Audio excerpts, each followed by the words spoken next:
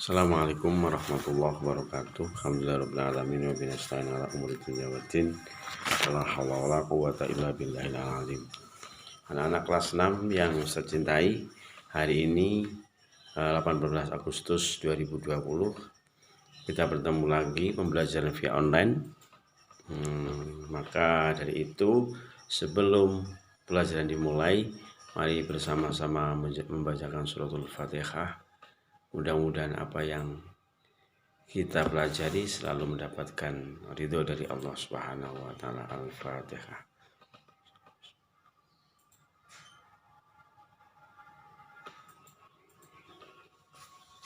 Baik, untuk selanjutnya anak-anak kelas 4 tolong di rumah membuka halaman 31 ya. Kita belajar halaman 31.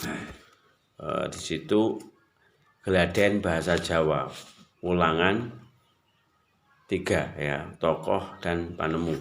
Artinya kita bercerita nanti di sini bercerita tentang ada tokoh-tokoh yang akan menghiasi pagi hari ini dalam pembelajaran kita. Baik, yang pertama halaman 31 ya, 31. Halaman 31. Tokoh-tokoh kang kasuwur ing Indonesia iku akeh. Ing dhuwur kawak waspadakno gambar peparangan tokoh-tokoh ing Indonesia. 1 Insinyur Soekarno, Wali Songo, Ki Hajar Dewantara lan R.A. Kartini. Tokoh-tokoh iku kabeh berjuang kanggo bangsa lan negara Indonesia. Ing ulangan 3 iku murid bakal sinau bab tokoh-tokoh Indonesia gegayutan ing babagan paribasan saluko. Ayo sinau barengan supaya mangerteni kabeh mau kanthi cetha. Pasinaon 1 halaman 32. A. Maca geguritan gegayutan tokoh. Sunan Kalijaga. Dening Widya Basuki. Jadi ini yang menulis adalah Widya Basuki. Raden Mas Said Putra Adipati Wilatikta Lokajaya kondange nalika dadi brandal linuwih. Seneng ngrampas bondone wong sugih. Wong cetil sing setik didono ambem bagi asih. Bondo rampasan ora dipek dhewe nanging didum-dumake maring wong-wong sing ora duwe lan ora digatekake. Sisane nglayang kabur kanginan pebedane ing sawijining dina. Lokajaya ketemu wong tuwa katon memelas ing tengah alas. He wong tuwa, dak jaluk bandamu apa nyawamu. Wong tua iku mesem ngrapyak sumanak. Lokajaya delengan kalang-kaling kae sekala kolang-kaling gumbebyar rupa mas. Lokajaya kaget kepati lir tinubruk mung luput pindho nirbudi. Lokajaya yen ing donya iki kang kok uber mung bondo donya. Bebasane uripmu bakal peteng tanpa lampu. Oh, jebul kang tak rampok iki wong sekti sing pantes tak dadekake guru pribadi. Lokajaya mangrungu segening ngelmi ing pungkase. Lokajaya anjangkepi Wali Songo salin jeneng dadi Sunan Kalijaga. Nyiptakake wayang kawalan gamelan kanggo dakwah ing madyaning penguripan. Jadi artinya Sunan Kalijaga mungkin Ananda semua di rumah semua sudah begitu banyak tahu ya. Jadi asal mula Raden Said itu adalah salah satu putra adipati dari Jawa Tengah, kemudian namanya juga Mas Said ya, Raden Mas Said nama aslinya. Kemudian dia menjadi kepala perampok ataupun begal di salah satu wilayah Jawa Tengah yang berjuluk atau nama Begal Lokajaya. Kemudian pada saat ia merampok harta yang dicurinya, tidak untuk sendiri, tetapi mencuri buat orang lain. Artinya dia tidak mencuri ataupun merampok untuk pribadi, tetapi dia ingin sekali mensedekahkan hasil rampasannya itu kepada fakir miskin. Tapi dikala itu banyak orang yang sengsara, dikala itu juga banyak orang-orang yang terlilit hutang, juga banyak orang yang tidak bisa makan karena waktu itu sangat pelit. Ayahnya sendiri juga seorang adipati. Jadi Raden Said ini memang benar-benar keturunannya beberapa wali, ya, maka dari itu ingin sekali dia memberikan sedekah ataupun harta kepada fakir miskin, tetapi karena pengetahuan yang belum mumpuni, akhirnya Lokajaya ini menjadi berandal, tapi hatinya juga baik. Dan di kemudian hari, pada peristiwa itu, Raden Said bertemu dengan salah satu orang tua ketika mau merampok, tetapi orang itu menjawabnya, serahkan nyawamu atau hartamu. Kemudian orang tua itu menjawab, lihatlah pohon aren itu. Kemudian pohon aren itu berubah menjadi seketika menjadi emas berlian. Nah, terheran-heran ketika itu. Karena sudah terheran-heran, maka Raden Said ingin sekali berguru kepada orang tua itu. Akhirnya Raden Said benar-benar menjadi orang yang tekun dalam belajar, tekun dalam perintah guru, tekun beribadah. Kemudian apa yang diucapkan oleh gurunya dia jalankan. Alhamdulillah, dengan izin Allah dia menjadi seorang wali 9 salah satunya. Nah, ada pelajaran yang sangat baik kita renungkan bersama, bahwa siapapun orang yang ingin benar-benar belajar dengan tekun, kemudian tawadhu, adab azhar kepada seorang pengajar ataupun gurunya, kemudian ia benar-benar ingin bertaubat ke jalan Allah, akhirnya sama Allah dibukakanlah jalan yang begitu luas. Artinya bisa kita ambil anak-anak juga belajar di rumah dengan tekun, walaupun dalam pandemi corona saat ini tetap tidak, maksudnya manipulasi. Ketika belajar, gurunya memerintahkan untuk belajar halaman sekian dan sekian, apapun pelajarannya itu, tidak hanya bahasa Jawa, tidak hanya tahfidz dan lain sebagainya, seluruhnya. Jangan sampai ada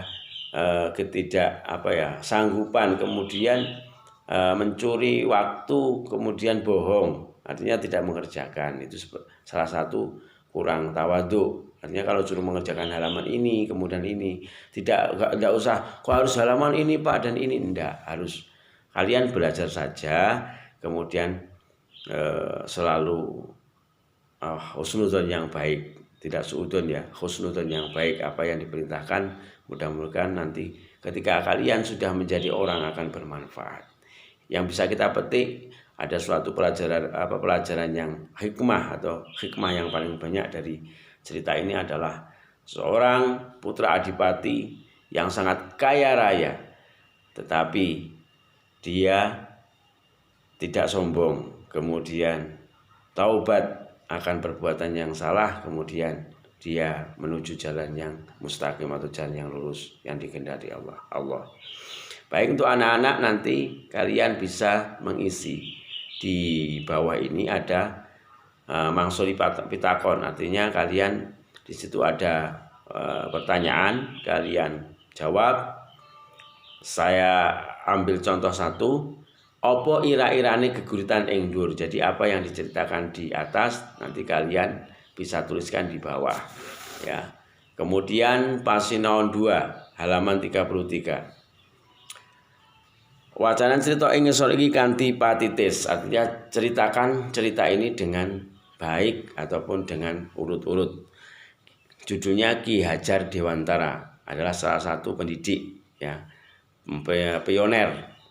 Ki Hajar Dewantara ini adalah bapak pendidikan atau Bapak, kita ulas bersama-sama. Ki Hajar Dewantara miyos tanggal 21 Mei 1889 ing Ayogyakarta. Rikala isih timur asmane Raden Mas Sawardi Suryaningrat. Sawise ngerampungake pasinaone ing Sekolah Rakyat KI, Hajar Dewantara banjur nerusake menyang Sekolah Walanda ing Stovia ing Yogyakarta. Nanging ing Stovia iki Ki Hajar Dewantara ora nganti rampung utawa tutup. Ki Hajar Dewantara sabajure nyambut gawe dadi wartawan nalika yuswane ngancik 23 taun bebarengan kanggo daus daker lan dokter Cipto Mangkusuma anggadake pakumpulan ing jejangke Nitsparjit apa iki. Pakumpulan iki sing gegayuhane ngambudaya murih Indonesia bisa awal saka cengkremane kaum penjajah. Artinya Ki Hajar Dewantara itu sekolah rakyat, kemudian melanjutkan ke Stovia di Jakarta, tetapi ketika itu dia juga mempunyai perkumpulan untuk melawan penjajahan Belanda ya. Terus kemudian di bawahnya wis mesti pemerintah Walanda ora seneng karo tumindake Ki Hajar Dewantara. Wis mesti wuswane Ki Hajar Dewantara sak kancane dibuang ing negara Walanda, dibodono ing kono. Jaran Ki Hajar Dewantara pancen wis gedhe banget TKT anggone arep mbela nusa lan bangsa. Senajan ing pambuwangan tetep mirantekake nusa lan bangsane. Ing pambuwangan wektune digunakake kanggo ngangsu kawruh ing babagan pendidikan. Sawise kondur saka pambuwangan ing negara Walanda, Ki Hajar Dewantara ngandhekake sekolah Taman Wisiswa. Sekolah iki trep madeg ing tanggal 3 Juli 1922. Ora setitik sandungan kang diadepi Ki Hajar Dewantara, ananging ora mundur, maju terus. Sawise Indonesia merdeka, Ki Hajar Dewantara diangkat dadi Menteri Pendidikan kang kapisan lan minangka tanda pahormatan pemerintah Indonesia maringi bebono hadiah kang arupa gelar pahlawan kemerdekaan Bapak Pendidikan Nasional lan netepake tanggal 2 Mei dina wiyosane minangka dina gedhe yaiku Hari Pendidikan Nasional. Apa dari sekian cerita ini, Ki Hajar Dewantara adalah satu pioner ataupun penggerak kebodohan di negeri kita. Ki Hajar Dewantara juga ketika itu dibuang oleh Belanda, buang oleh pemerintah Belanda ke negara Belanda sana, tetapi dia tetap memperjuangkan bagaimana Indonesia ini bisa merdeka. Salah satunya dengan berjuangnya dengan memerangi kebodohan. Bagaimana saya kelak bangsa ini bisa menjadi merdeka. Kalau sumber daya manusianya tidak baik, maka negara ini akan dijajah oleh Belanda. Kemudian setelah pembuangan itu, setelah pulang, Ki Hajar Dewantara kemudian mendirikan sekolah taman siswa. Kemudian karena jasa beliaulah tanggal 2 Mei itu pemerintah Indonesia memberikan hadiah, yaitu tanggal 2 Mei adalah Hari Pendidikan Nasional, dan Ki Hajar Dewantara adalah salah satu pahlawan ya dan Menteri Pendidikan pertama di Indonesia. Baik anak-anak, seperti biasanya nanti kita di bawahnya kalian juga mengisi yang sudah Pak Irfan ceritakan.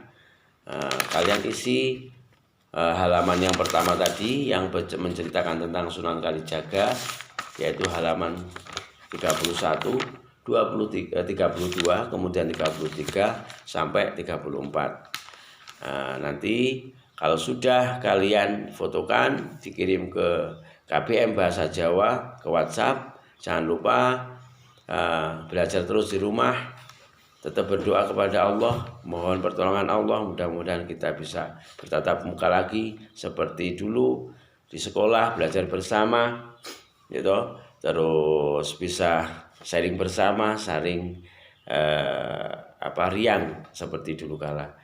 Saya cukupkan, ihdinas shiratal mustaqim.